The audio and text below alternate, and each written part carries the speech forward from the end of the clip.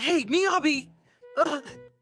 Shogo est un perdant fauché et solitaire qui a du mal à trouver une petite amie. Mais après la mort de son père, le laissant héritier du groupe Mikado-no, pour le revendiquer, il doit trouver une petite amie dans sa nouvelle école, la séduire dès que possible et se marier avant la remise des diplômes. Pour trouver cette fille, il détruit toutes les filles sur son chemin pour devenir riche.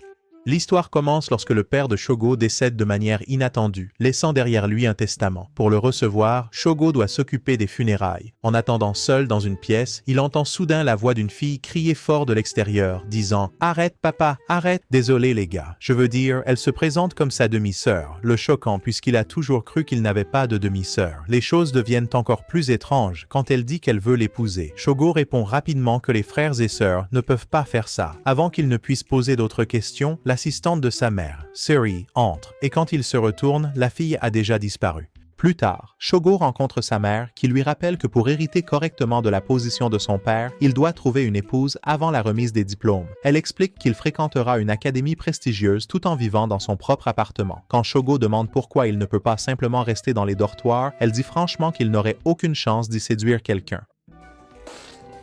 Après leur conversation, Shogo se dirige vers l'académie, mais finit par se perdre. En errant, il aperçoit une fille mignonne et nerd, nommée Konoi, sortir d'une pâtisserie. Mais le plus grand méchant de tous les temps dans l'histoire de l'anime, Truck-kun, intervient seulement pour être renversé. Shogo se précipite pour aider Konoi après l'incident et s'assure qu'elle n'est pas blessée. En ramassant ses affaires, il remarque son téléphone au look étrange et plaisante dans sa tête en disant qu'il ressemble à une marque CH bon marché. Réalisant qu'elle se rend aussi à la même académie, il admet s'être perdu. Alors Konoi propose gentiment de le guider jusqu'aux portes de l'école. En chemin, les deux s'arrêtent dans un petit parc où Konoi casse son gâteau en deux et tend un morceau à Shogo. Pendant qu'il mange, elle lui essuie doucement la bouche avec son mouchoir. Shogo rougit, surtout après avoir aperçu ses intrigues rebondissantes. Kono rougit aussi et murmure doucement que leur rencontre ressemble à un destin. Mais les gars, ils pensent que le destin va aussi se coucher. Plus tard, leur professeur principal, Maiko, conduit Shogo en classe où il fait sa présentation. Il finit par s'asseoir à côté de Konoi, qui est délégué de classe. Et de l'autre côté, se trouve Miyabi, une fille silencieuse qui évite de le regarder, ne jetant que des coups d'œil timides quand elle pense qu'il ne la remarquera pas.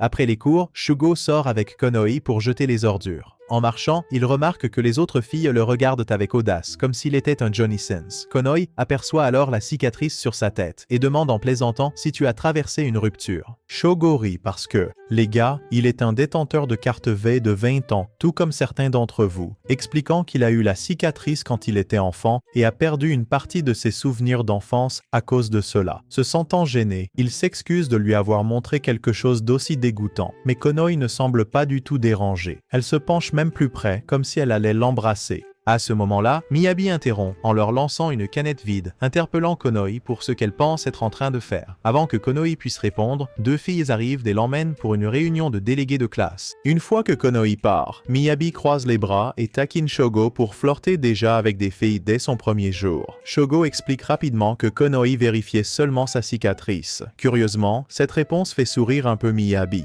Sortie de nulle part, elle lui demande soudain de l'embrasser, laissant Shogo complètement stupéfait car il ne sait pas comment embrasser une fille. Il continue de la repousser et après quelques échanges, Miyabi fait la moue, s'énerve et s'en va en furie. Je pense, les gars, qu'il n'a pas pu la satisfaire. Cette nuit-là, Shogo rentre dans son nouvel appartement et trouve un colis mystérieux devant la porte. Un colis qu'il est sûr de ne jamais avoir commandé. À l'intérieur, il y a un gâteau d'anniversaire avec son nom dessus. Non seulement cela, mais il découvre aussi sa figurine d'action préférée ainsi qu'une vieille photo de lui enfant jouant avec une jeune fille. Juste au moment où il essaie de comprendre, le téléphone sonne. À l'autre bout, la même fille du funérail appelle pour lui souhaiter un joyeux anniversaire. Elle lui dit calmement qu'elle est sa sœur cadette et affirme que la photo prouve qu'ils ont passé du temps ensemble quand ils étaient petits. Shogo demande rapidement où elle habite, mais au lieu de donner une réponse claire, elle laisse entendre qu'elle fréquente la même académie que lui avant de raccrocher. Le lendemain en classe, Shogo ne peut pas se sortir cette idée de la tête. L'idée d'avoir une sœur secrète rôdant quelque part autour de lui le rend fou, surtout qu'il doit choisir une future épouse. Il est coincé à s'inquiéter que la fille qu'il choisit soit sa sœur. Ce scénario cauchemardesque ne cesse de se répéter dans sa tête, comme si leurs enfants allaient être inutiles, tout comme lui. Après les cours, Shogo remarque une fille étrange qu'il observe secrètement et décide de la suivre jusqu'au toit. Sortie de nulle part, elle l'appelle frérot, lui causant presque une crise cardiaque. Mais avant qu'il ne puisse réagir, elle l'invite tranquillement à visiter son café à thème de sœur. C'est alors que Shogo réalise qu'elle n'est pas vraiment sa sœur. Elle joue juste ce rôle pour son entreprise. Elle se présente alors comme Mei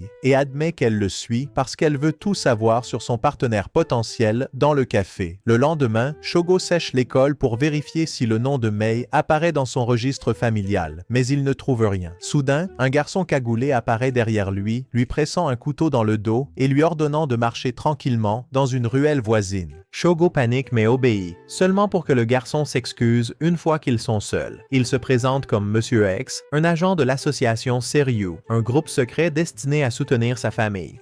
X explique qu'il a suivi l'enquête de Shugo sur le passé de son père. Avant que Shugo puisse s'expliquer, X demande directement si cela concerne sa petite sœur cachée. Shugo est stupéfait et exige de savoir si c'est vrai. X lui dit que c'est possible puisque sa mère a déjà mentionné quelque chose de similaire à l'un de ses associés. Shugo avoue alors l'appel d'anniversaire qu'il a reçu d'une fille mystérieuse qui prétendait être sa sœur et qui a même dit qu'elle voulait l'épouser. X l'avertit que si Shugo choisit accidentellement sa véritable sœur comme épouse, le scandale pourrait détruire la réputation de la famille Mikadono. Horrifié à l'idée de vivre dans une situation familiale tordue, Shugo supplie X d'en parler à sa mère. Mais X répond calmement qu'il l'a déjà fait et qu'elle n'a aucune connaissance de cette fille, ni ne souhaite en savoir plus.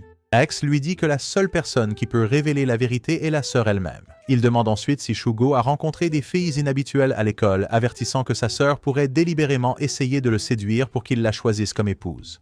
Maintenant, chaque sourire, chaque rougissement, chaque rencontre rapprochée à l'école semble soudainement suspect, laissant Shugo plus paranoïaque que jamais. L'esprit de Shugo est envahi de doutes et le lendemain matin, il suranalyse chaque détail. Sur le chemin de l'école, il tombe sur Konoe qui lui parle joyeusement du bal annuel, organisé par le conseil des élèves. Elle lui demande timidement s'il aimerait y aller avec elle, et Shugo accepte immédiatement sans hésiter. Juste à ce moment-là, Miyabi passe devant eux avec sa langue acérée habituelle, leur disant d'arrêter de flirter en public puisqu'ils vont être en retard. Lorsqu'ils arrivent enfin en classe, Maiko annonce qu'il y a un nouvel élève transféré. À la grande surprise de Shugo, c'est nul autre que Ems.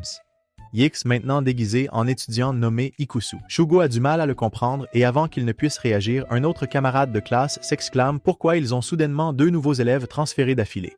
Maiko l'écarte d'un geste désinvolte, disant que ce n'est qu'un coup de chance. Juste après les présentations, Ikusu s'approche de la fille assise devant Shugo et la convainc de changer de place pour qu'il puisse rester près de lui. Une fois le cours terminé, Shugo l'entraîne à part et lui demande ce qu'il mijote vraiment. Ikusu admet qu'il est là pour le surveiller, s'assurant qu'il ne tombe pas accidentellement amoureux de sa propre sœur. Pour aider, Ikusu suggère de vérifier l'ADN de chaque fille avec qui Shugo s'implique. Il lui dit même de collecter des échantillons de salive pour des tests en laboratoire. Shugo proteste immédiatement, soulignant à quel point il serait incroyablement gênant de demander à une fille sa salive. Ikusu sourit et lui tend une seringue remplie d'une formule qui fait baver n'importe qui de manière incontrôlable, comme un chien attendant sa nourriture. Alors qu'Ikusu explique les effets secondaires peu agréables, un groupe de filles apparaît soudainement sur le toit, criant d'admiration pour Ikusu comme des fans. Leur arrivée soudaine oblige les deux à conclure leur conversation. Plus tard, en quittant l'école, Ikusu enlace Shugo par le bras de manière décontractée. Gêné, Shugo siffle qu'ils sont tous les deux des garçons. Alors pourquoi s'accroche-t-il à lui?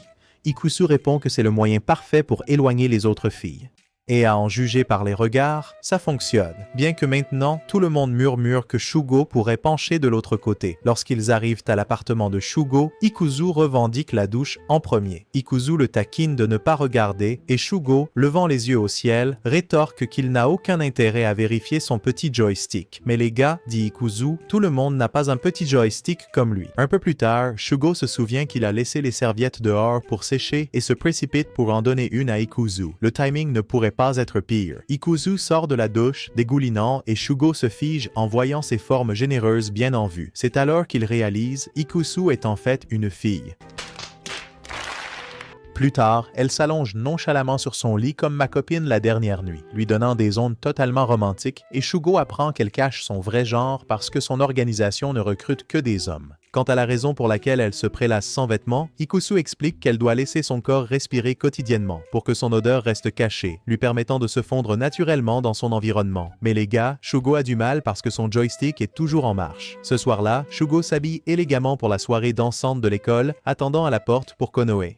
Peu de temps après, elle arrive dans une limousine noire, absolument ravissante. Shugo ne peut s'empêcher de la fixer, complètement captivé par sa beauté. Les deux se prennent par le bras et entrent ensemble, créant une ambiance parfaite jusqu'à ce que la présidente du conseil des élèves, Mana, fasse irruption, attirant instantanément l'attention de tout le monde. Juste au moment où les choses s'animent, la vice-présidente Rinka coupe la musique, réprimandant Mana en disant que ce n'est pas ce genre de fête. Konoe chuchote à Shugo que Rinka n'est qu'en première année, mais parce qu'elle est si stricte sur les règles, elle a été placée directement sous la direction de Mana. Avec cela, Rinka lance officiellement le bal et les couples commencent à remplir la piste de danse alors que la musique envahit la salle. Shugo se tourne vers Konoe, lui demandant la première danse. Elle sourit mais le prévient à l'avance qu'elle pourrait accidentellement lui marcher sur les pieds. Alors que la musique s'écoule, Shugo et Konoe se déplacent ensemble sur la piste, leur synchronisation si naturelle qu'on dirait qu'ils ont répété pendant des semaines. Le public le remarque rapidement et lorsqu'ils terminent, la salle se remplit d'applaudissements nourris pour leur équilibre parfait. Juste après, Mana intervient et demande à Konoe de danser avec elle ensuite. Pendant ce temps, Rinka s'approche de Shugo et suggère calmement qu'il devrait aussi faire équipe. Shugo hésite un instant mais accepte, attirant tous les regards alors que les deux prennent la vedette.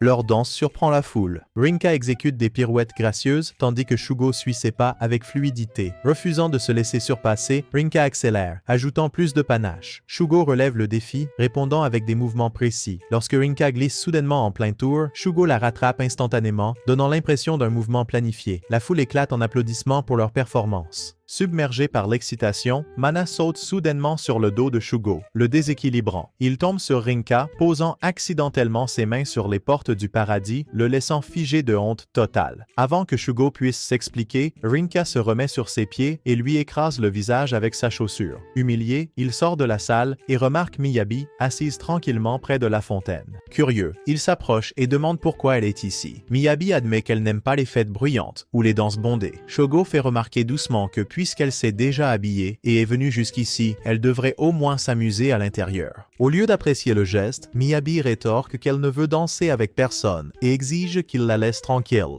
Shugo ne recule pas, disant calmement qu'il veut danser avec elle. Quand Miyabi refuse de retourner dans la salle, il propose qu'il danse dehors à la place. Déconcertée, elle finit par céder, glissant sa main dans la sienne. Sous le clair de lune, les deux commencent à bouger en harmonie, leurs pas gracieux et naturels. Pendant ce temps, Konoe cherche partout dans la salle de bal, inquiète de ne pas trouver Shugo. Dehors, alors que leur routine tranquille se termine, le haut de Miyabi se desserre soudainement. Gênée, elle serre immédiatement Shugo contre elle pour le cacher. Mal à l'aise, il lui dit de remettre ses vêtements en place, mais elle refuse, insistant sur le fait qu'elle ne veut pas qu'il voie. Juste à ce moment-là, Konoe arrive et aide rapidement Miyabi à ajuster sa tenue, tandis que Shugo se détourne en couvrant ses yeux avec ses mains, comme un puceau de 40 ans. Ce soir-là, Shugo rentre à son appartement et reçoit bientôt un autre appel mystérieux de sa supposée sœur. Elle lui dit gentiment qu'elle a aimé le regarder au bal et avant qu'il ne puisse deviner qui elle est, elle lâche qu'elle prévoit de l'épouser. Sans attendre de réponse, elle raccroche brusquement, laissant Shugo complètement bouleversé. Pendant ce temps, Miyabi rentre chez elle, se sentant morose, boudeuse à propos de son manque de courbe. Elle se demande si les gars n'aiment que les silhouettes plus généreuses, puis se convainc rapidement que Shugo doit préférer les filles de sa taille. S'accrochant à cette pensée, elle essaie de calmer ses nerfs. Le lendemain matin, Shugo se réveille pour voir Ikusu, se prélassant nonchalamment dans son appartement, ne portant absolument rien. Surpris, il exige de savoir ce qu'elle fait là. Ikusu explique calmement qu'elle avait une mission tardive, avait besoin d'une douche et a décidé d'utiliser son appartement. Lorsqu'il demande comment elle est entrée, elle sourit et dit qu'une simple épingle à cheveux suffit pour ouvrir les portes. Elle mentionne ensuite une idée qu'elle a eue en se baignant. S'il se mariait, sa sœur ne pourrait pas. Sans aucune hésitation, Ikusu suggère audacieusement qu'il se marie et ait des enfants, croyant naïvement que se tenir la main au lit suffirait. Elle pense, les gars, qu'une fée est venue et lui a donné un bébé. Après que Shugo ait expliqué maladroitement comment les bébés sont réellement faits, il suppose qu'Ikusu abandonnera enfin l'idée. Au lieu de cela, elle devient encore plus excitée et insiste pour qu'il lui fasse une démonstration en direct. Elle le pousse soudainement et juste vers son joystick, Konoe et Miyabi entrent directement dans la pièce, car tous deux croient encore qu'Ikusu est un homme et n'en croient pas leurs yeux. Ce soir-là, après être sorti de la douche, Shugo reçoit un autre appel mystérieux de sa prétendue sœur. Elle taquine en disant qu'elle est dans le bain et demande s'il veut un accès gratuit à son contenu privé. Shogo la rejette immédiatement avec un non catégorique. Elle demande alors sournoisement s'il aime les garçons ou préfère les filles. Et sans hésitation, il s'exclame qu'il aime les filles. Voulant des réponses, Shogo exige qu'elle se révèle, mais elle dit en plaisantant qu'elle ne le fera que lorsqu'il avouera qu'il l'aime. Hésitant, il prononce les mots à contre-cœur, mais elle raccroche sans rien révéler. Cette nuit-là, le stress de Shogo se transforme en cauchemar où chaque fille de l'école prétend être sa sœur, le laissant en sueur froide à son réveil. À sa grande surprise, Konoe et Miyabi sont dans son appartement comme s'il s'agissait du leur. Ils expliquent qu'ils sont venus pour le remettre sur le droit chemin, affirmant qu'il a agi un peu trop efféminé dernièrement. Ils pointent également le flyer du Lyrical Sisters Café que Mei lui a donné et l'accusent de désespérément chercher une figure de sœur. Avant que Shogo puisse se défendre, Konoe intervient et l'exhorte à se préparer pour l'école. Elle commence à déboutonner sa chemise, insistant que c'est tout à fait normal entre frères et sœurs, mais Miyabi n'est pas d'accord, disant que de vraies sœurs seraient plus naturelles. Pour prouver son point, elle sort nonchalamment un short de Shogo, affirmant qu'il l'a laissé traîner, puis lâche la bombe qu'elle a dormi dedans la nuit précédente. Horrifiée, Shogo réalise qu'elles sont toutes les deux complètement déséquilibrées et les met immédiatement à la porte de son appartement. Le lendemain, à l'heure du déjeuner, Konoe et Miyabi coincent à nouveau Shogo, le laissant dépasser. Il se tourne vers Ikusu pour obtenir du soutien, mais elle rit simplement de sa misère et refuse d'intervenir. Avec son approbation silencieuse, les filles traînent Shogo dans un café, lui servant un repas étrangement spécifique qui finit par booster son énergie plus tard dans la soirée. Les choses dégénèrent rapidement lorsque les deux filles prennent une douche ensemble, se complimentant sans vergogne sur qui a les plus gros atouts, essayant clairement de briser la retenue de Shogo. Ensuite, il se glisse dans son lit, insistant sur le fait qu'il est normal pour des frères et sœurs de dormir ensemble. Shogo sent qu'il perd le contrôle, car les gars, son joystick est maintenant complètement chargé, surtout avec la possibilité que l'une d'elles soit sa sœur qui plane au-dessus de lui. Il a une idée désespérée. Si sa sœur appelait à ce moment-là, cela prouverait que Konoe et Miyabi n'étaient pas elle, et il serait enfin libre de passer à l'action. Malheureusement, cet appel ne vient jamais, le laissant coincé dans une lutte maladroite contre ses propres pulsions alors que les filles se rapprochent. Pour aggraver les choses, elle remarque qu'il transpire et décide de se déshabiller davantage, prétendant que c'est juste pour le rafraîchir, exhibant leurs atouts en flirtant ouvertement.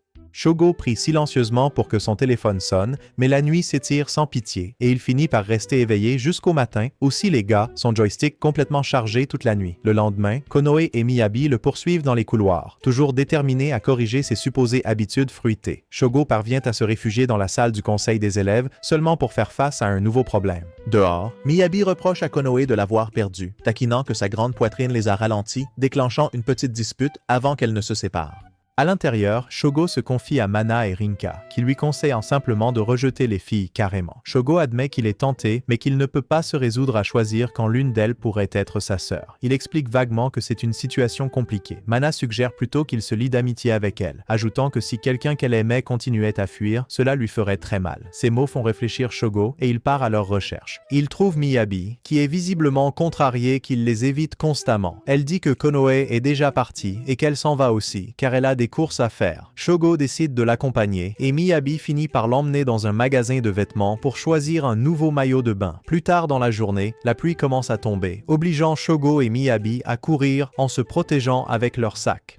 Au milieu de tout ça, le coup du camion échoue une deuxième fois dans cet anime. Dites-moi dans les commentaires, les gars, comment c'est possible? Mais Shogo réagit instantanément, la tirant dans ses bras et la sauvant juste à temps. Ensuite, il se dirige vers le dortoir des filles, où Miyabi lui dit fermement qu'il ne partira pas avant de s'être séché avec une douche. À l'intérieur de la salle de bain, Shugo remarque quelque chose d'étrange. Une figurine de sa série préférée est posée dans la baignoire. Soupçonneux, il se demande pourquoi elle possède le même objet de collection rare et commence rapidement à envisager la possibilité que Miyabi soit sa sœur. Avant qu'il ne puisse rassembler ses pensées, Miyabi entre soudainement en maillot de bain, s'attendant clairement à ce qu'il perde son calme. Au lieu de cela, Shogo reste calme, lui lance un regard sérieux et lui demande directement qui elle veut vraiment épouser. Après une pause, Miyabi admet doucement qu'au fond d'elle, elle a toujours voulu que ce soit lui. Convaincu par les preuves, Shogo dit finalement à Miyabi qu'il ne peut pas l'épouser parce qu'elle est sa sœur. Avant qu'il ne puisse continuer, Miyabi le coupe rapidement, lui ordonnant de partir immédiatement. Cette nuit-là, allongé dans son lit, Shogo reçoit un appel d'Ikusu qui essaie de le tromper en utilisant un changeur de voix. Shogo voit immédiatement à travers le stratagème stratagème, expliquant que sa vraie sœur en utilise aussi un, mais que le sien sonne beaucoup plus fluide et naturel. Il ajoute qu'il doit être étanche puisqu'elle l'a déjà appelé alors qu'elle était dans le bain. En entendant ce détail, Ikusu promet d'approfondir la question et raccroche soudainement. Le lendemain à l'école, Shogo interpelle Miyabi dans le couloir, mais elle s'enfuit dès qu'elle entend sa voix. Peu après, Konoe le trouve et lui demande doucement s'il va bien, et il insiste sur le fait qu'il va bien.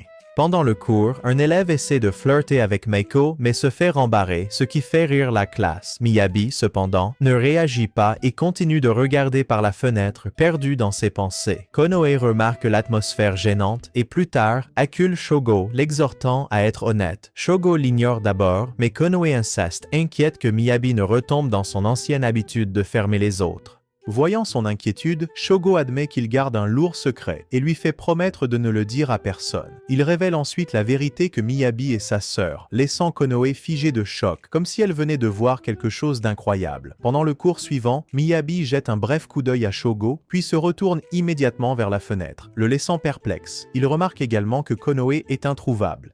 Après la fin des cours, Shogo sort les poubelles tout seul, mais en le faisant, il reçoit soudain un appel de sa supposée sœur. La voix dit simplement « au revoir » avant de raccrocher, le rendant encore plus confus. Juste après, Ikusu appelle pour expliquer qu'elle était celle qui imitait la voix précédente. Elle révèle également que sa véritable sœur utilise un téléphone prototype de la société Kyushu, un appareil avec un modificateur de voix intégré. Le téléphone a été retiré après sa sortie en raison de réactions négatives, et la plupart des exemplaires ont été rappelés. Ikusu envoie alors à Shogo une photo du modèle, lui disant que celui qui le possède est certainement sa sœur. Instantanément, Shogo se souvient avoir vu ce téléphone exact dans la main de Konoe. Il termine l'appel et se précipite pour la trouver. En chemin, il tombe sur Mana et Rinka, qui l'avertissent de ne pas courir dans les couloirs, sinon il risque de percuter quelqu'un. Il explique rapidement la situation et leur demande de l'aider à localiser Konoe. Ils acceptent de chercher, se séparant pendant que Shogo continue. Bientôt, il rencontre Mei, qui essaie de l'inviter à nouveau au Sister Café, mais Shogo l'ignore, concentré uniquement sur Konoe. Dehors, il aperçoit Miyabi, qui essaie d'abord de l'ignorer. Shogo lui attrape le bras et la supplie de l'aider à retrouver Konoe. Suivant son instinct, il se dirige vers la pâtisserie où il l'a rencontrée pour la première fois, mais elle n'y est pas.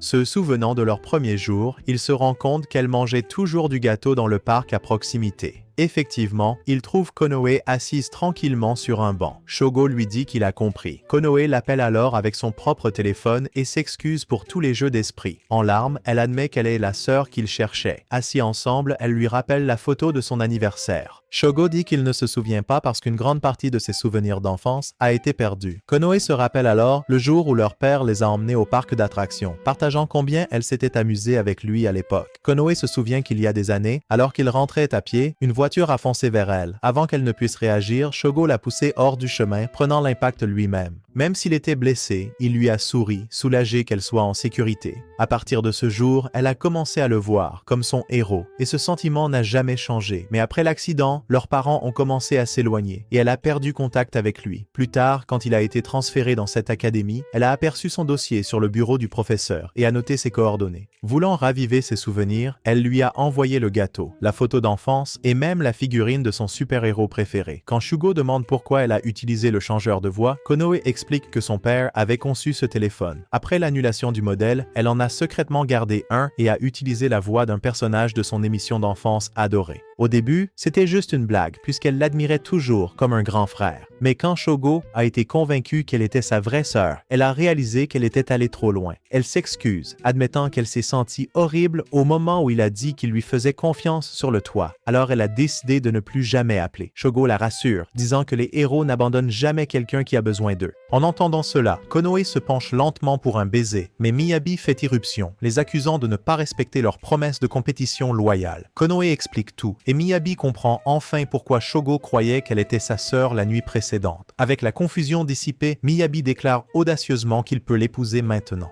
Surprise, Konoe demande ce qu'elle veut dire. Miyabi révèle qu'il y a des années, Shogo lui a fabriqué une bague de mariage de fortune, prouvant qu'elle faisait aussi partie de son passé. Ce souvenir ravive la mémoire de Shogo. Lorsqu'il a été hospitalisé, le père de Miyabi a été admis au même endroit. Pendant les visites, Miyabi jouait avec lui dans la cour, où elle remarqua sa perte de mémoire, mais s'attacha à lui malgré tout. Quand son père se rétablit, elle ne put plus voir Shogo et pleura chaque jour, priant pour des retrouvailles. Quand il a été transféré dans son école, elle a senti que ses prières avaient été exaucées. Elle dit à Shogo que lorsqu'il a demandé qui elle voulait épouser, elle a pensé que ses souvenirs étaient revenus, c'est pourquoi elle a avoué que ça avait toujours été lui. Miyabi insiste sur le fait que ses sentiments sont sincères, qu'elle veut vraiment l'épouser. Konoe est cependant interrompt, précisant qu'elle a le même souhait. Les deux se disputent et conviennent de garder les choses équitables entre elles. À ce moment-là, il est certain qu'aucune d'elles n'est sa sœur. Shogo mentionne alors la fille mystérieuse qu'il a approchée aux funérailles de son père. Konoe et Miyabi insistent toutes deux qu'elle n'était pas là, prouvant que ça ne pouvait être ni l'une ni l'autre. Cela laisse Shogo là où il a commencé, toujours à la recherche de sa sœur secrète, qui vit sa vie cachée ailleurs. Le lendemain matin, Shogo se réveille pour trouver Konoe penchée sur lui, ses intrigues rebondissantes juste devant son visage. Elle lui rappelle en plaisantant que puisqu'il a déjà joué au mari avec Miyabi quand ils étaient enfants, il est juste qu'il agisse maintenant comme son partenaire de jeune marié. Avant qu'il ne puisse répondre, Miyabi entre, portant un tablier comme une épouse, rejoignant le chaos ludique. Les deux filles commencent à rivaliser pour attirer son attention, laissant Shogo déconcerté et criant de frustration, alors qu'elle joue avec son cœur. Le jour suivant, Shugo est réveillé en sursaut par un appel d'un numéro inconnu. Cette fois, c'est sa demi-sœur au téléphone. Elle lui demande calmement s'il se souvient de l'avoir rencontré lors des funérailles de leur père, puis admet qu'elle s'est inquiétée pour lui. Elle le gronde de veiller tard chaque nuit, l'avertissant d'arrêter de s'épuiser. Shogo insiste qu'il ne faisait que ses devoirs, mais demande ensuite comment elle connaît ses habitudes personnelles. Elle révèle la réponse. Elle fréquente la même école que lui.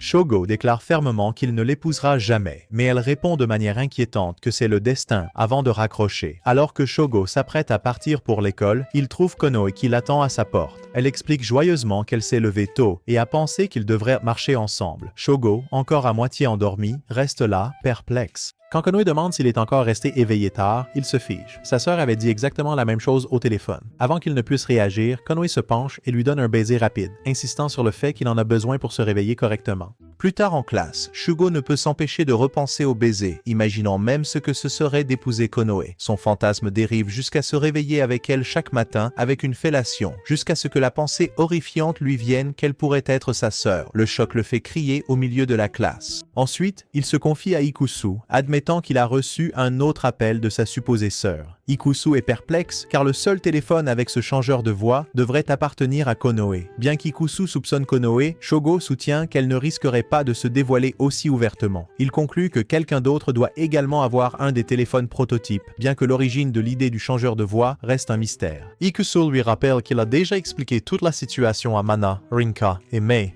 donc il est possible que l'une d'elles ait entendu et utilise l'information.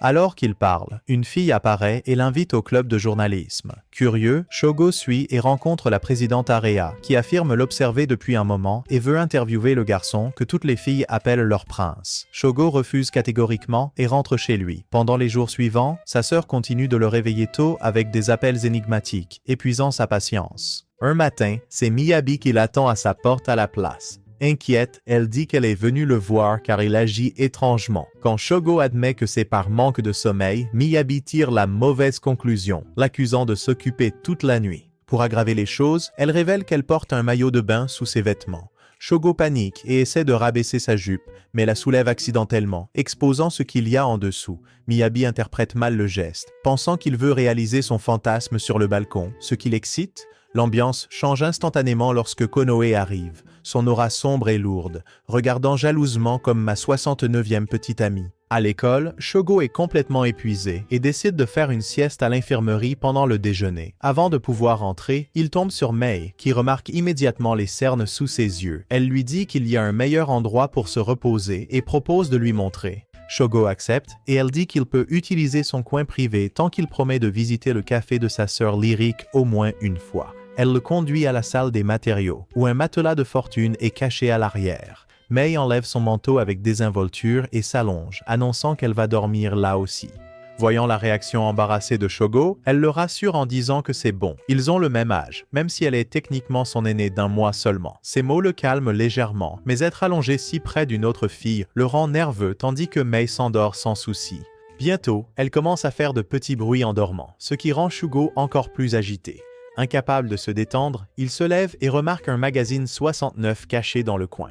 Il hésite maladroitement à se distraire avec, mais avant qu'il ne puisse décider, Mei se réveille et le surprend debout près de là, d'un air suspect. Ce dimanche-là, Shogo se rend au club de natation, prétendant admirer les athlètes, bien qu'en réalité il attende que Miyabi termine son entraînement. Une fois qu'elle a fini, il l'emmène directement au café de la sœur lyrique de Mei. À l'intérieur, ils sont accueillis par Kurumi, l'une des serveuses, qui les traite avec enthousiasme comme des frères et sœurs selon le thème du café.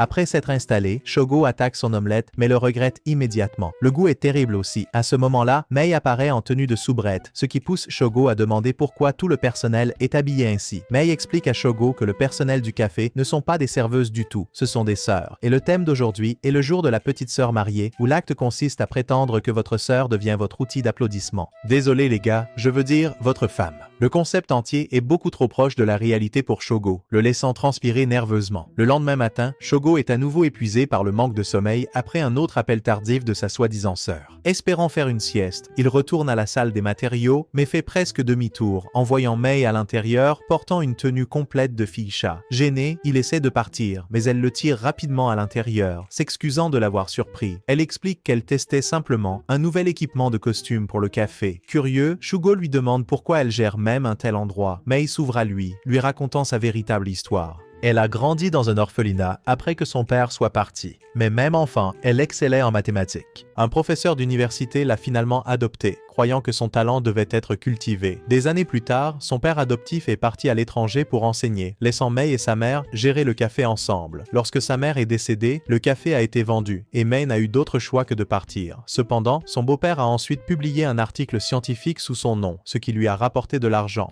En utilisant cela, elle a pu racheter le café et continuer à le gérer seule. Alors qu'elle fouille dans une pile de livres pour trouver l'ancien document, Shogo propose de l'aider à organiser le désordre. Pendant qu'ils travaillent ensemble, quelque chose attire son attention. Un téléphone posé sur son bureau. Il ressemble exactement au modèle prototype que Konoe utilise, et le voir là le fige, le laissant se demander ce que cela signifie vraiment. Plus tard, Shogo explique tout ce qu'il a vu à Ikusu, qui soupçonne immédiatement que Mei pourrait en fait être sa sœur. Il lui parle aussi des antécédents de Mei, comment elle a été abandonnée enfant et recueillie par un orphelinat, ce qui signifie que son anniversaire officiel n'est pas le vrai, mais juste la date à laquelle elle a été trouvée. À ce moment-là, Araya du club de journalisme réapparaît, insistant sur le fait qu'elle veut recueillir plus d'informations pour ses articles. Puisque Shogo semble proche de Mei, elle demande si la rumeur selon laquelle Mei ferme son café et retourne aux États-Unis est vrai.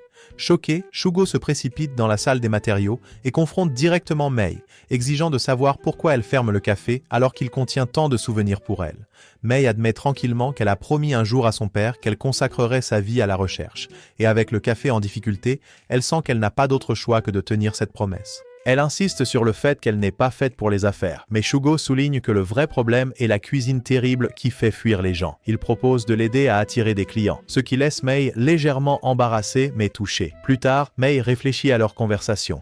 Même si elle n'a pas beaucoup confiance dans le sens des affaires de Shogo, elle murmure pour elle-même que tout se déroule selon son propre plan. Le lendemain, Shogo travaille à la création d'un flyer pour la publicité du café.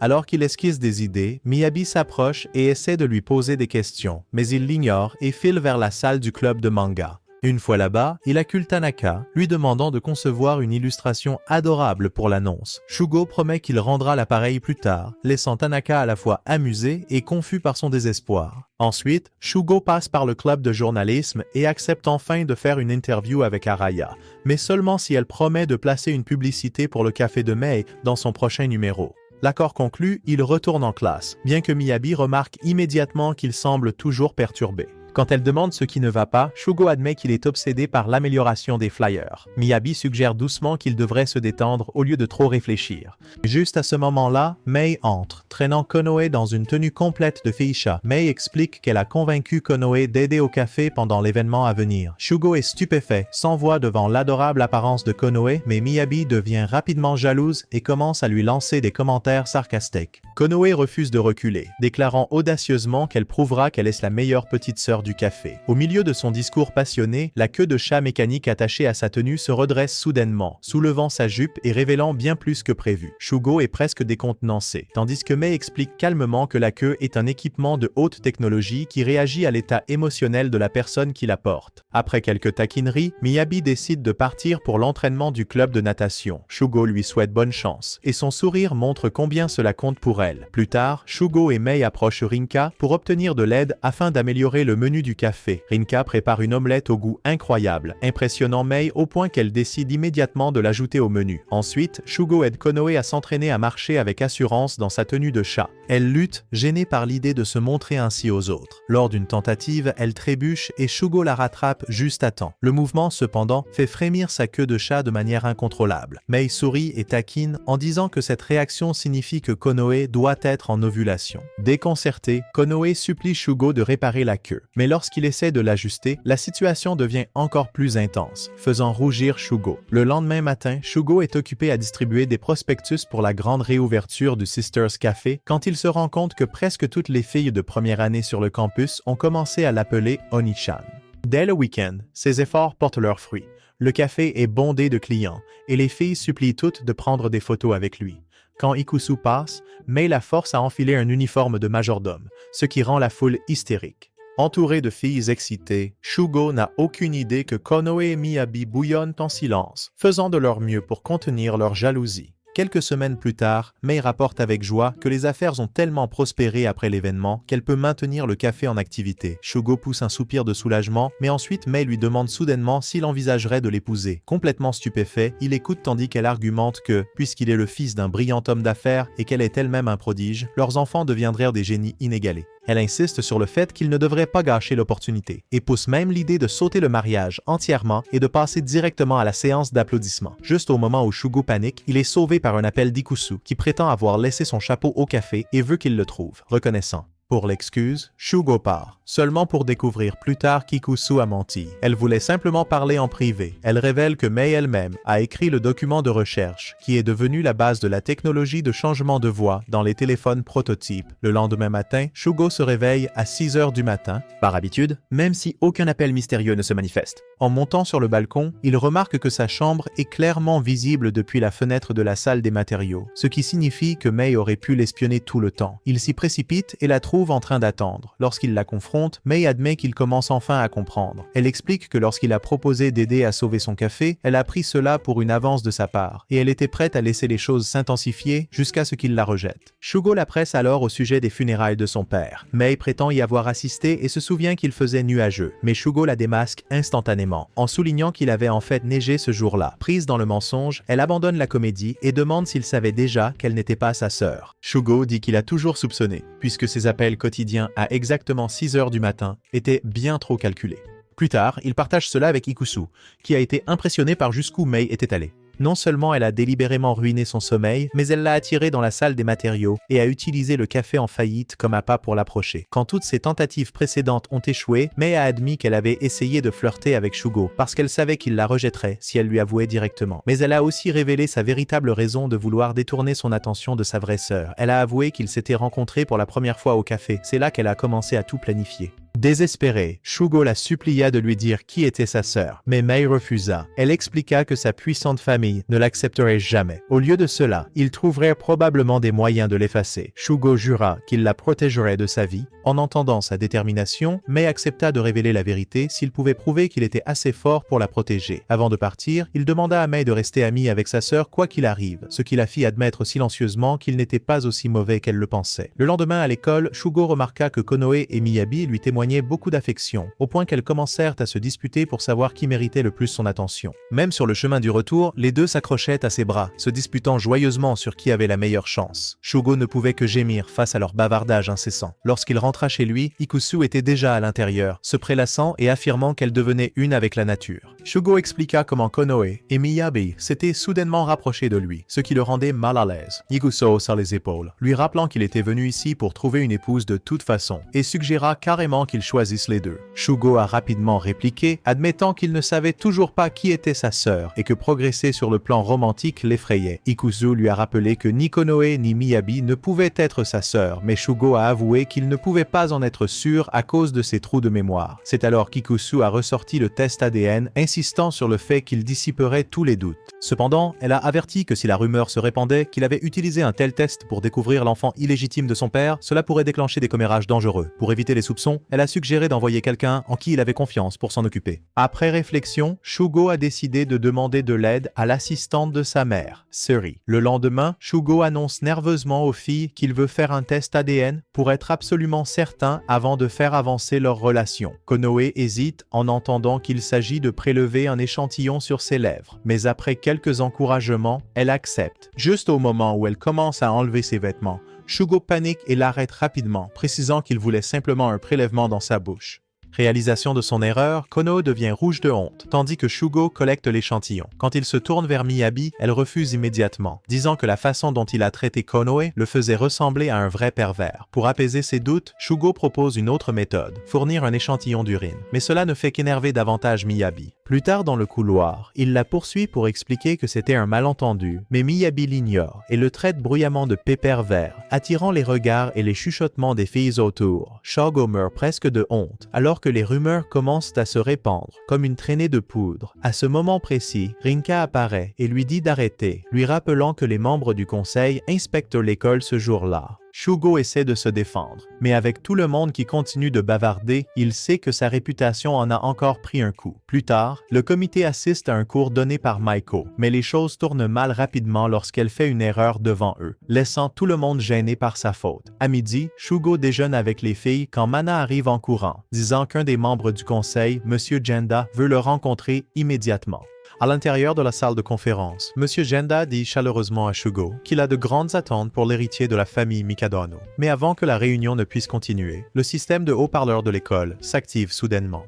La voix mystérieuse d'une fille annonce qu'elle est la sœur de Shugo et avertit que s'il continue à la chercher, elle révélera ses secrets à tout le monde. La diffusion choquante laisse la salle dans une confusion totale. Plus tard, Shugo rencontre Ikusu sur le toit et explique que Mei a récemment perdu son téléphone. Il soupçonne que le coupable derrière l'annonce a dû le voler. Bien que Shugo soutienne que cela pourrait être n'importe qui à l'école, Ikusu réduit la liste aux filles à qui il s'est personnellement confié sur sa situation, rendant la liste beaucoup plus courte. Peu après, Shugo est convoqué à une autre réunion avec Rinka, Mana et l'un des directeurs. Là, il apprend que la diffusion a rendu tout le conseil furieux, les obligeant à exiger une application plus stricte des règles à travers l'académie. Pour rétablir l'ordre, il propose que Shugo lui-même prenne le rôle d'agent de moralité, soulignant que les étudiants de première année l'adorent et que son origine familiale fait de lui une figure respectée. Bien que réticent, Shugo accepte et reçoit un brassard qu'il doit porter en permanence, à partir du lendemain. Alors qu'Ikusu traîne en arrière-plan, Shugo grogne, se demandant pourquoi lui, parmi tous, a été choisi. Toutes les personnes inutiles comme Ikusu. Ikusu fait remarquer que le moment de la diffusion aide en fait à réduire les possibilités. Pendant l'annonce, Konoe et Miyabi déjeunaient ensemble. Mei était au café avec Kurumi et Mana était avec Shugo. La seule sans alibi était Rinka, qui est apparue dans la salle du conseil quelques minutes après la fin de la diffusion. Cela fait d'elle la principale suspecte aux yeux d'Ikusu. Elle dit à Shugo que,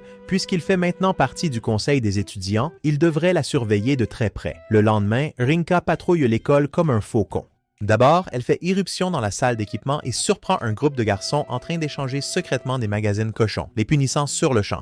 Plus tard, elle entre dans les toilettes des filles et trouve Kurumi en train d'essayer un costume de chat, lui adressant un avertissement sévère sur le non-respect des règles. Peu de temps après, Mei essaie de recruter une fille mignonne pour travailler dans son café, mais Rinka intervient à nouveau, déclarant qu'il est interdit de recruter des élèves sur le campus. Plus tard, un groupe de filles entoure Shugo, le taquinant et lui demandant s'il les punirait si elles enfreignaient les règles de l'école. Juste au moment où le chaos s'intensifie, Arya du club de journalisme prend une photo de lui, mais Rinka confisque immédiatement l'appareil photo et la fait taire. Même quand Arya commence à écrire une fanfiction mettant en vedette Shugo, Rinka intervient et l'interrompt.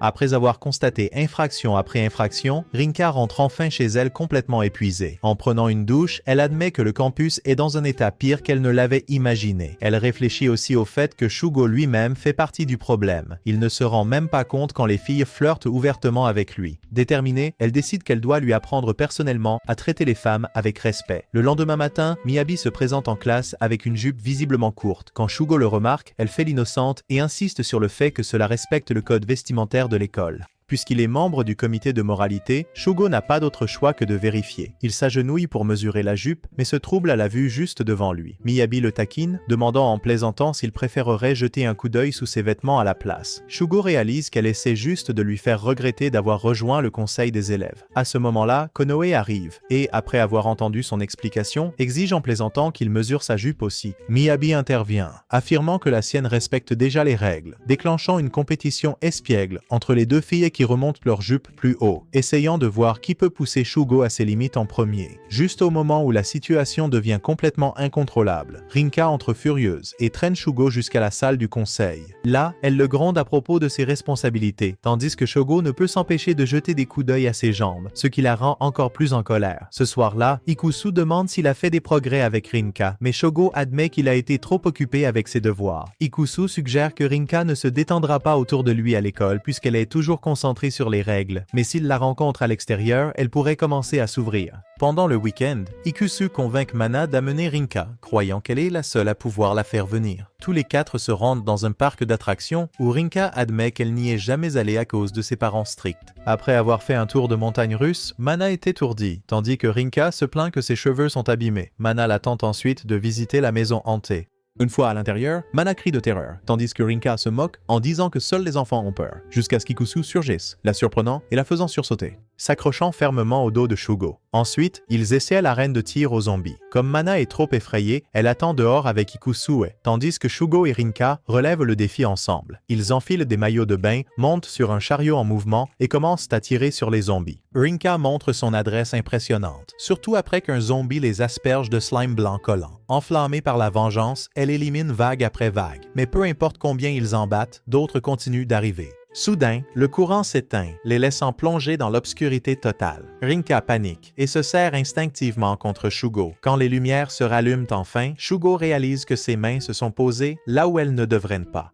Rinka le gifle immédiatement, le laissant étourdi tandis qu'elle rougit furieusement. Après quelques autres manèges au parc d'attractions, Shugo et Rinka font une pause pour boire un verre. Depuis leur siège, Rinka remarque Ikusue et Mana qui montent joyeusement sur le carrousel. Shugo voit le désir dans ses yeux et l'entraîne doucement vers le manège. Bien qu'elle fasse semblant d'être réticente, au fond d'elle, elle est touchée qu'il ait pu lire son expression sans qu'elle ne dise un mot. Plus tard, ils s'arrêtent dans une boutique de souvenirs, où Rinka s'arrête pour admirer un porte-clés moelleux. Bientôt, Mana arrive et encourage tout le monde à en acheter un en souvenir.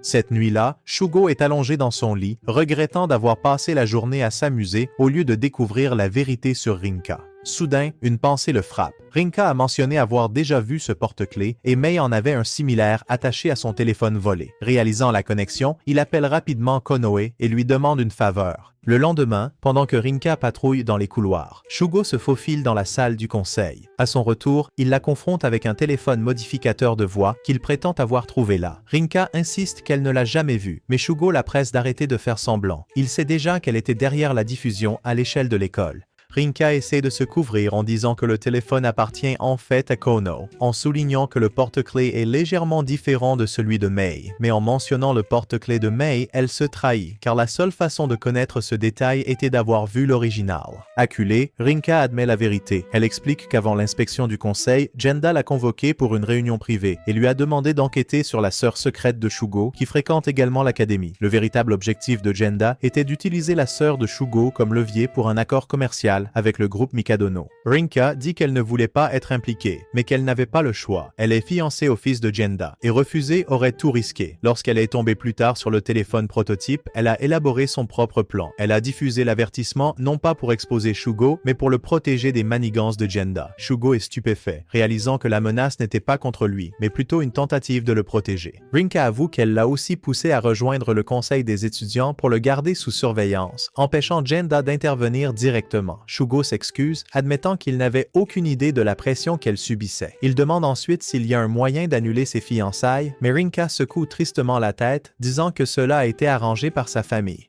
Ne voulant pas la laisser sacrifier son avenir, Shugo lui suggère de prétendre être sa petite amie pour que les fiançailles soient annulées. Il lui dit de ne pas épouser quelqu'un qu'elle n'aime pas et promet de l'aider autant qu'il le peut. Troublé mais touché, Rinka lui demande de fermer les yeux. S'attendant à un baiser, Shugo obéit, seulement pour l'entendre déboutonner sa chemise. Elle se penche près de lui et lui dit audacieusement qu'ils devraient sortir ensemble pour de vrai et sceller cela en allant jusqu'au bout. Shugo panique et essaie de reculer, mais il trébuche et Rinka le plaque au sol. Juste à ce moment-là, Shuka fait irruption dans la pièce et crie si fort que toute l'école l'entend. Quelques jours plus tard, Konoe demande pourquoi Shugo a soudainement quitté le conseil des élèves. Avant qu'il ne puisse répondre, Rinka arrive en lui apportant son déjeuner. Elle choque tout le monde en déclarant qu'elle est officiellement sa petite amie. Elle ajoute que son père a accepté d'annuler ses fiançailles à condition qu'elle épouse Shugo à la place. Peu de temps après, Shugo se détend dans son appartement lorsqu'il reçoit la visite inattendue d'une fille nommée Yuzurina, qui se présente comme sa nouvelle voisine. Shugo a l'impression d'avoir déjà vu Yuzurina quelque part, et elle dit avec désinvolture que c'était probablement lorsqu'elle a visité l'académie avec le conseil d'administration.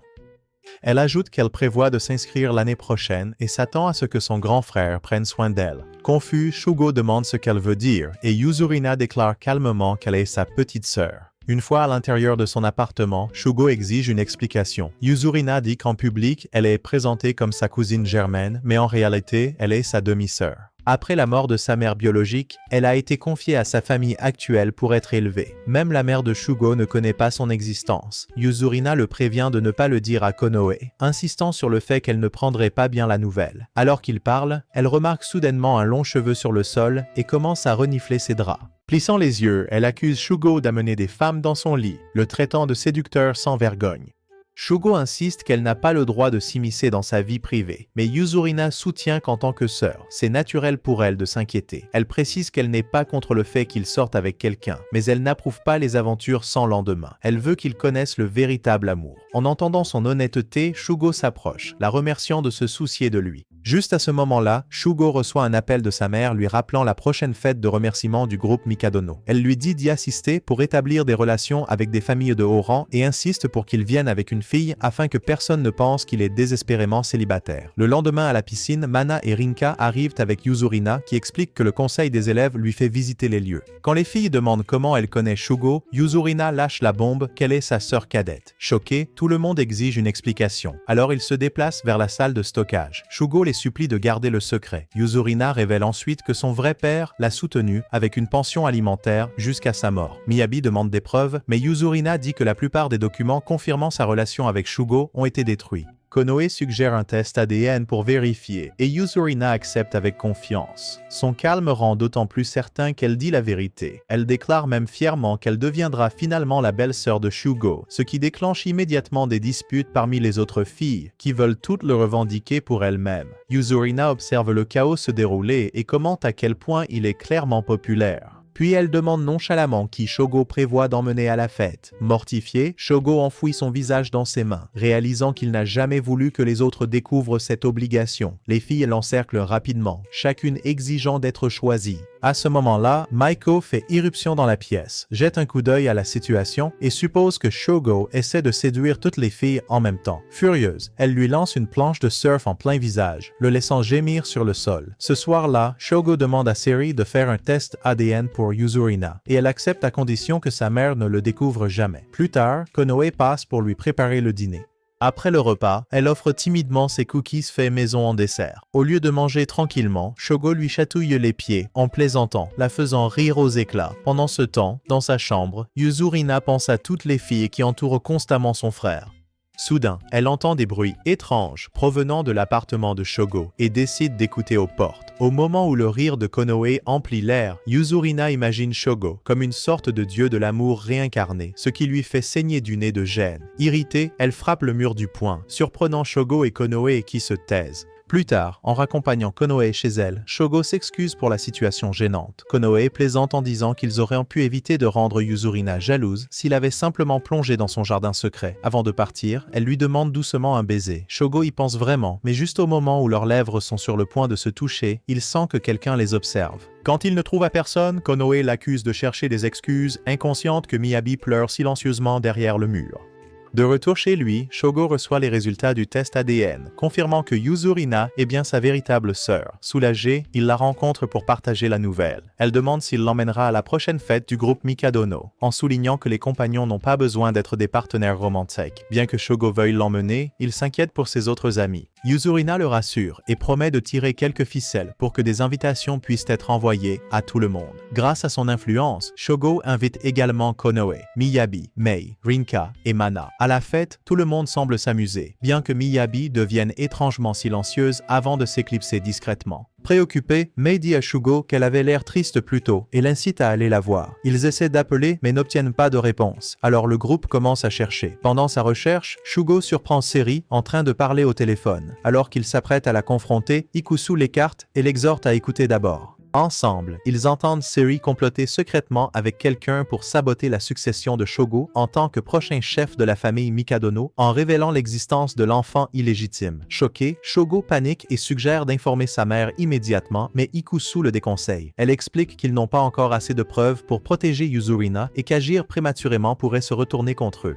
Pourtant, elle le rassure en lui disant que sa mère, Kanoko, est pleinement préparée à faire face aux menaces venant de l'intérieur du groupe. Peu de temps après, Shogo reçoit un appel de Yuzurina, qui vient de trouver Miyabi à l'hôtel. Elle lui demande de descendre, mais Shogo l'invite plutôt à le rencontrer en privé au 3e étage, disant qu'il a quelque chose d'urgent à discuter. Lorsqu'ils se rencontrent, il lui dit ce que Seri prévoit. Bien que déçue, Yuzurina reste calme. Elle explique que leur père ne lui a pas seulement envoyé de l'argent, mais lui a aussi écrit des lettres personnelles, et Seri a dû mettre la main sur l'une d'elles. Shogo s'inquiète que si son existence est révélée, cela provoquera le chaos, mais Yuzurina dit qu'elle se moque si cela dévoile son secret. Si cela aide à régler les choses une fois pour toutes, elle est prête à l'endurer. Yuzurina encourage également Shogo à cesser de se comporter comme un solitaire et à se trouver un partenaire, en soulignant que la présence de quelqu'un à ses côtés pourrait aider à sécuriser son avenir au sein de l'entreprise. Shogo est d'accord et propose qu'il rejoigne les autres. Yuzurina mentionne que Miyabi parle beaucoup de lui, ajoutant qu'il est évident qu'elle est amoureuse de lui, mais qu'elle a du mal à exprimer correctement ses sentiments. Alors qu'il retourne, Shogo réfléchit à la raison pour laquelle il s'est inscrit à l'académie en premier lieu pour trouver une épouse. Cet objectif avait été déraillé par le mystère de sa sœur. Mais maintenant que la vérité est révélée, il a l'impression de pouvoir enfin commencer à aller de l'avant. Lorsqu'ils reviennent à la fête, Miyabi se jette soudainement sur Shogo et essaie de l'embrasser. Il réalise rapidement qu'elle est ivre. Konoe explique qu'elle a accidentellement bu une bouteille entière d'alcool, la prenant pour du jus de raisin. Peu de temps après, Miyabi se sent mal et finit par vomir. Inquiet, Shogo la porte jusqu'à une chambre d'hôtel et reste à ses côtés jusqu'à ce qu'elle reprenne conscience. Lorsqu'elle se réveille, Miyabi insiste pour prendre une douche. Shogo se repose sur le lit, réfléchissant silencieusement à quel point sa vie est devenue chaotique. Peu après, elle sort de la salle de bain et essaie de le séduire. Bien qu'il résiste au début, il finit par baisser sa garde et laisse le moment se produire. Mais juste avant que les choses n'aillent plus loin, Miyabi fond en larmes, le suppliant de ne pas l'abandonner. Shogo promet de ne plus jamais la quitter, mais Miyabi a du mal à le croire, lui rappelant qu'il l'a déjà quittée une fois. Il lui assure que cette fois sera différente, jurant qu'il restera toujours à ses côtés. En entendant cela, Miyabi se détend enfin et s'endort contre sa poitrine. Plus tard dans la nuit, Shogo raccompagne les autres filles pendant que Miyabi se repose dans la chambre. Mei le prévient sévèrement de ne pas jouer avec Miyabi, disant qu'elle le maudira s'il le fait. Shogo rit maladroitement et promet de se comporter. Alors que les autres partent, il ne peut s'empêcher de se demander quand Mei et Miyabi sont devenus si proches amis. Juste à ce moment-là, Konoe arrive, le réprimandant non seulement pour ne pas avoir correctement raccompagné les filles, mais aussi pour avoir laissé l'une d'elles tomber malade en premier lieu. Shogo se prépare, réalisant que sa nuit est loin d'être terminée. Au cours de leur conversation, Shogo apprend que c'est en fait Seri qui a convaincu Konoe de lui permettre d'amener les 5 filles à la fête. Cela le rend méfiant. Seri pourrait être plus étroitement liée à Yuzurina qu'elle ne le laisse entendre. quelque chose qu'il sait devoir bientôt enquêter. Pendant ce temps, Yuzurina profite d'une douche chaude, souriant silencieusement, satisfaite que son plan se déroule exactement comme prévu. Le lendemain matin, Shugo rêve de sauver Konoe d'un accident de voiture, pour que Yuzurina apparaisse soudainement dans un costume de super-héros bon marché, comme une imitation de Powerpuff Girl. Il est réveillé en sursaut par Yuzurina qui sonne à sa porte, l'avertissant qu'il va être en retard pour l'école. Plus tard, elle lui prépare le petit déjeuner et plaisante en disant qu'ils sont comme des jeunes mariés, ce qui le fait presque s'étouffer avec sa nourriture. Se penchant près de lui pour vérifier s'il va bien, elle le taquine, et l'imagination de Shogo s'emballe immédiatement dans des scénarios d'aide de petits frères par alliance, jusqu'à ce qu'elle éclate de rire. Quand il lui rappelle qu'elle a fait la même blague aux funérailles de leur père, Yuzurina nie avoir jamais dit une telle chose. Quelqu'un d'autre a dû lui jouer un tour, bien que Shogo ne puisse se débarrasser de son malaise. À l'école, Shogo remarque que Miyabi est absente, et Maiko explique qu'elle est malade. Après les cours, il trouve Ikuzu en train de bâiller. Épuisé par le surmenage, il lui demande si elle a découvert quelque chose de nouveau sur la trahison de Seri, mais Ikuzu admet qu'il n'y a pas encore de preuves solides.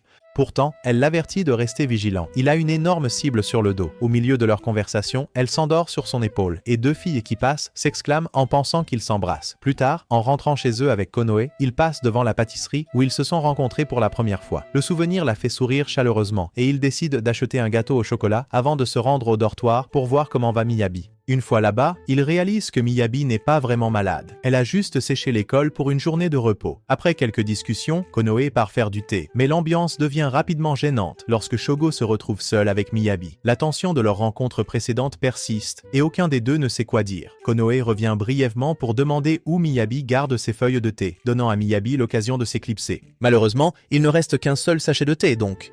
Konoe se dirige vers sa propre chambre pour en prendre plus, laissant Shogo et Miyabi dans un autre moment de silence. Évitant le contact visuel, ils s'assoient ensemble jusqu'à ce que Miyabi trouve enfin le courage. Elle demande à Shogo de l'embrasser, sa voix tremblante. Sa réaction surprise ne fait qu'accentuer son insécurité, lui rappelant le moment où il a failli embrasser Konoe à la place. Blessée, elle avoue qu'elle ne comprend pas pourquoi il ne veut pas l'embrasser. Tombant plus profondément dans le désespoir, Miyabi déclare qu'elle ne retournera pas à l'école à moins qu'il ne le fasse. Après un long silence, elle abaisse sa demande, disant qu'elle se contentera qu'il l'emmène à un rendez-vous ce dimanche. Avec un regard sérieux, elle lui fait promettre, juste avant que Konoe ne rentre dans la pièce avec du thé frais, complètement inconsciente de ce qui vient d'être dit. Ce soir-là, Yuzurina prépare le dîner pour Shogo, et il le dévore comme un animal affamé. Alors qu'il termine, elle mentionne avec désinvolture la mystérieuse fille qui lui a joué un tour lors des funérailles de leur père, en mentionnant que Konoe était également là. Shogo se fige. C'est une information complètement nouvelle pour lui. Yuzurina explique qu'elle n'a reconstitué cela qu'après qu'il lui ait raconté son histoire ce matin. Shogo la corrige rapidement, insistant sur le fait que Konoe n'était pas présente aux funérailles parce qu'elle avait un examen d'entrée ce jour-là. Mais Yuzurina réplique, affirmant qu'elle est sûre de l'avoir vue.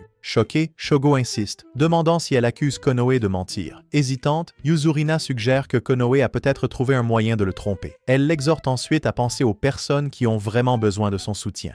L'esprit de Shogo se remémore immédiatement la nuit précédente, lorsque Miyabi s'est accroché à lui en larmes, le suppliant de ne plus jamais la quitter. Plus tard, Shogo est allongé dans sa chambre, agité. La pensée que Konoe ait pu être aux funérailles le ronge, le laissant déchirer entre croire la version des événements de Yuzurina et faire confiance à la fille à laquelle il s'est rapproché. Il se demande si Konoe pourrait réellement cacher quelque chose, et si elle pourrait même être après son héritage. Mais après un long et lourd silence, il secoue la tête, se disant que Konoe n'est pas ce genre de personne. Le lendemain matin, Shogo a l'air complètement épuisé, avec des cernes sous les yeux, comme s'il avait passé toute la nuit. Après les cours, Araya se présente et dit à Miyabi qu'elle veut l'interviewer, puisqu'elle surpasse tout le monde dans le club de natation et a même obtenu une bourse pour cela. Miyabi hésite, inquiète que le président du club soit contrarié, mais Araya la rassure en lui disant qu'elle a usé de son influence en tant que présidente pour lui donner un jour de congé. Soulagée, Miyabi accepte, mais avant que Shogo ne parte, elle lui attrape la main et lui rappelle de ne pas oublier leur rendez-vous de dimanche. En rentrant avec Konoe, Shogo mentionne que Miyabi semblait heureuse, mais Konoe dit qu'elle force peut-être un sourire puisque le tournoi approche. Cela fait soudainement réaliser quelque chose à Shogo, et il se précipite vers la salle du conseil des élèves, où Rinka est en train de sermonner Mana. Il entre brusquement, attrape Rinka par les épaules et dit qu'il doit lui demander quelque chose d'urgent. Le week-end, Miyabi arrive pour leur rendez-vous dans une tenue adorable qui rend immédiatement Shugo tout rouge. Elle l'entraîne au cinéma, puis dans un restaurant, et plus tard dans un magasin de vêtements, où elle essaie plusieurs tenues, chacune laissant Shugo rouge de gêne. Enfin, elle l'emmène à la piscine, expliquant qu'elle doit encore s'entraîner pour le tournoi. Alors qu'elle nage, elle le surprend, en train de la regarder et rougit de joie. Pendant ce temps, Ikuzu continue de creuser dans le mystère et découvre finalement une pièce de preuve cruciale. Du côté de Miyabi, elle se souvient que sa mère l'emmenait parfois au café de Mei après l'entraînement. Alors, elle y emmène Shogo aussi. Kurumi et Mei les accueillent chaleureusement, taquinant qu'on dirait un rendez-vous. Miyabi est immédiatement d'accord, et pendant qu'ils partagent un énorme dessert, elle demande à Shogo de lui donner des cuillerées, rappelant à Mei comment la mère de Miyabi faisait de même avec elle. Plus tard dans la soirée, Miyabi raccompagne Shogo à son appartement et le remercie d'avoir passé la journée avec elle. Avant de partir, elle se penche soudainement et l'embrasse, lui demandant d'être son petit ami. Shogo rejette doucement ses sentiments et Miyabi s'enfuit en larmes, complètement inconsciente que Yuzurina a secrètement tout observé. Peu de temps après, avec le soutien d'Ikusu, Shogo confronte Yuzurina. Il lui dit clairement que son plan pour le rapprocher de Miyabi ne fonctionnera pas. Yuzurina se défend rapidement, disant qu'elle voulait seulement qu'il sorte avec Miyabi parce qu'elle tient à lui comme une sœur. Mais Shogo réplique, insistant sur le fait que les résultats du test ADN ont dû être falsifiés. Quand Yuzurina prétend qu'il se fait des idées, il dévoile son mensonge à propos des invitations à la fête. Ce n'était pas elle qui les avait organisées, c'était Seri. Effondrée, Yuzurina s'écroule à genoux en larmes. C'est alors qu'Ikusu intervient et exige qu'elle arrête de faire semblant. Ikusu révèle que Yuzurina n'est pas du tout sa sœur, mais en réalité, Narumi Kano, une enfant actrice qui a joué dans une émission que Shogo adorait quand il était petit. Elle explique que Yuzurina avait travaillé avec Seri et certains rivaux commerciaux de Mikadono pour manipuler la situation depuis le début. Le plan était clair dès le départ. Yuzurina et Seri essayaient de piéger Shogo dans un scandale en le poussant à une romance avec sa véritable sœur. N'ayant plus de mensonges à raconter, Yuzurina finit par tout admettre, disant que c'était amusant tant que ça a duré avant de quitter son appartement en trombe. Peu de temps après, Mei dit à Shogo que Miyabi a failli se noyer pendant l'entraînement de natation et qu'elle se rétablit maintenant à l'infirmerie. Elle ajoute que même après avoir été sauvée, Miyabi n'a pas pu s'arrêter de pleurer, puis demande s'il s'est passé quelque chose entre eux. Au lieu de répondre, Shogo demande pourquoi Mei s'est soudainement rapprochée de Miyabi. Mei essaie de l'éviter, mais il insiste en disant qu'il connaît déjà la vérité, donc cela ne sert à rien de la cacher. Avant de le laisser entrer, Mei demande nerveusement s'il était mal de garder secrète l'identité de Miyabi. Shogo la rassure en disant qu'il est reconnaissant, sinon il n'aurait même pas pu passer 12 épisodes. À l'intérieur, Shogo s'excuse auprès de Miyabi de ne pas avoir remarqué plus tôt que c'était elle qui lui avait parlé lors des funérailles de son père. Il explique que même si un examen d'entrée avait lieu ce jour-là, Miyabi n'avait pas besoin d'y assister puisqu'elle avait déjà été admise avec une bourse. Il a même confirmé ce détail avec Rinka, et maintenant il est certain que Miyabi est la sœur qu'il cherchait. Miyabi finit par craquer et avoue. Elle admet qu'elle était la fille qui lui a demandé de l'épouser lors des funérailles. Elle révèle qu'elle a appris l'identité de son vrai père en entendant son beau-père parler avec lui et ses soupçons ont été confirmés lorsqu'elle a trouvé une lettre de Mikadono lui-même demandant à son beau-père de prendre de l'argent et de l'élever comme sa propre fille. C'est à ce moment-là que la vérité s'est imposée. Ses sentiments pour Shogo étaient devenus quelque chose d'interdit et la culpabilité l'a envahi. Après le divorce de ses beaux-parents, Miyabi s'est sentie plus isolée que jamais. Lorsqu'elle a appris la mort de Mikadono, elle a voulu revoir Shogo, espérant le réconforter en tant que famille.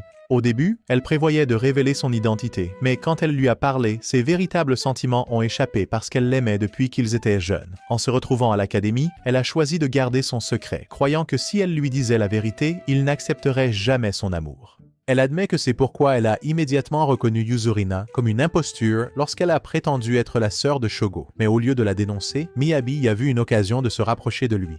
Pourtant, sa confiance s'est effondrée au moment où elle l'a vu presque embrasser Konoe. Quand Shogo essaie d'expliquer qu'il ne l'a jamais vraiment embrassé, Miyabi rétorque que cela n'a pas d'importance. Il le voulait. Frustrée, elle révèle qu'elle a confronté Yuzurina et lui a dit qu'elle connaissait sa fausse identité. Yuzurina a prétendu qu'elle n'était qu'une cousine éloignée et a dit qu'elle voulait juste protéger Shogo d'un scandale.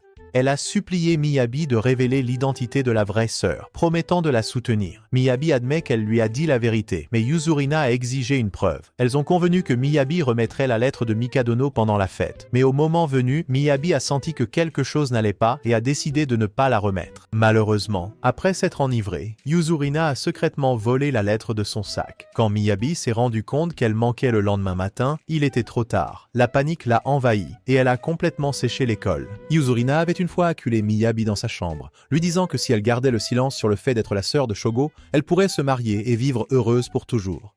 En entendant cela, Shogo devient frustré et explique le véritable motif derrière les actions de Yuzurina. Après avoir écouté, Miyabi s'effondre et implore son pardon. Shogo lui dit doucement que ce n'est pas grave, elle a seulement suivi son cœur. Il lui assure que même s'ils ne peuvent pas être ensemble en tant qu'amants, elle restera toujours sa sœur et rien ne changera ce lien. Un peu plus tard, Shogo rejoint Miyabi, Konoe, Rinka, Mana et Maiko pour encourager Miyabi lors de sa grande compétition de natation. Bien qu'elle ne prenne pas la première place, elle bat son record personnel, ce qui lui vaut des applaudissements sincères. Shogo la félicite fièrement, montrant une véritable joie pour son accomplissement. Après l'événement, Ikuzu tire Shogo à part et explique qu'elle n'a pas réussi à retrouver la trace de Yuzurina. Pourtant, elle a réussi à retarder toute menace immédiate de leurs ennemis, lui donnant un peu de temps. Juste au moment où ils finissent de parler, les autres filles apparaissent, apportant une nouvelle série de rumeurs. Elle taquine Shogo, disant que les gens sur le campus pensent qu'ils forment un couple assez convaincant avec Ikusu. Le commentaire déclenche le chaos. Onoe et Rinka commencent immédiatement à se disputer pour savoir qui mérite de sortir avec Lei, tandis que Miyaba déclare hardiment qu'ils sont frères, ce qui signifie qu'il lui appartient entièrement. Accablé, Shogo essaie de s'éclipser.